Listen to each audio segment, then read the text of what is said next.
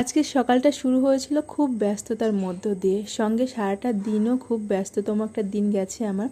তো সকালবেলা উঠেই মাম্মার টিফিনটা আমি রেডি করছি।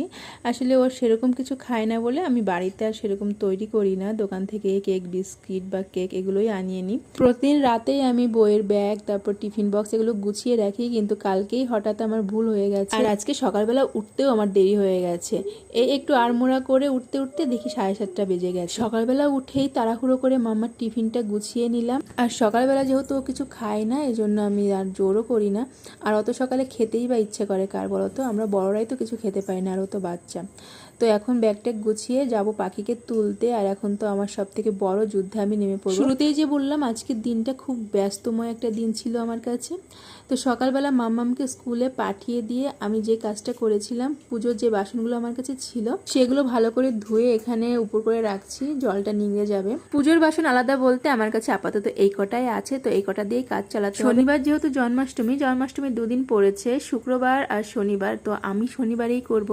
তা আজকেই আমি তালটা আনিয়ে রাখতে বললাম, নাহলে ওই দিন মতো প্রচুর দাম হবে।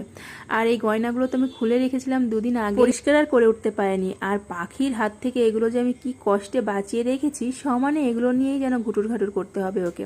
তো আজকে আমি তাড়াহুড়ো করে এগুলো পরিষ্কার করে নিচ্ছি। প্রতি বছরই আমি গোপালের গয়নাগুলো পুজোর আগে, তারপর জন্মাষ্টমীর আগে, পয়লা বৈশাখের আগে এরকম খুলে পরিষ্কার করি। আর যেহেতু এগুলো রূপোর গয়না, তাই আমি এগুলো টুথপেস্ট দিয়েই পরিষ্কার করি। আমি না একটা ইউটিউব চ্যানেলে দেখেছিলাম অনেক দিন আগে যে এরকম গয়নাগুলো, রূপোর গয়নাগুলো টুথপেস্ট দিয়ে পরিষ্কার করলে পরিষ্কার হয়ে যায়।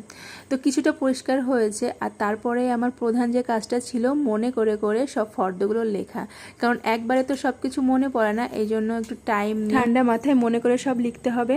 আসলে এতদিন তো মা সব কিছু মনে করে করে বলে দিত, এখন আমি একা পড়ে গেছি, কেউ বলে দেওয়ারও নেই, এই জন্য টাইম নিয়ে মনে করে করে লিখতে হবে। আর একদম লাস্টে আমি বসেছি গোপালের অঙ্গরাগ করতে। এবছর আর আমি সবটা তুলিনি, কিছু কিছু জায়গা যেখানে উঠে গেছে সেটাই আমি একটু একটু করে দিয়ে দিচ্ছি।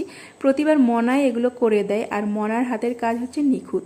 আমারও তো নিখুঁত কাজ হয় না, কোনো রকম চলে যায় এই আর কি। তাই এবছর আর ওকে বিরক্ত করলাম না, যতটুকু উঠে গেছে আমি চেষ্টা করলাম করে দিতে। কদিন ধরে গয়নাগুলো খুলে রেখেছি, কেমন যেন ন্যাড়া ন্যাড়া লাগছে দেখতে, আর ভালো লাগছে না। এবার তাড়াতাড়ি অঙ্গরাগটা করা হলে ওগুলো পরিয়ে দিতে পারলেই আমার শান্তি। তো গোপালের অঙ্গরাগ প্রায় মোটামুটি কমপ্লিট। আর এভাবেই আজকে ওকে ঘুম পাড়িয়ে দেবো। এটা আমি একদম সন্ধেবেলা করেছিলাম যাতে এখন শুয়ে দেওয়া যায়। জন্মাষ্টমীর তিথি তো দুদিন পড়েছে, তোমরা কে কবে করছো আমাকে জানিও প্লিজ। আমি তো শনিবার দিন করছি। টাটা।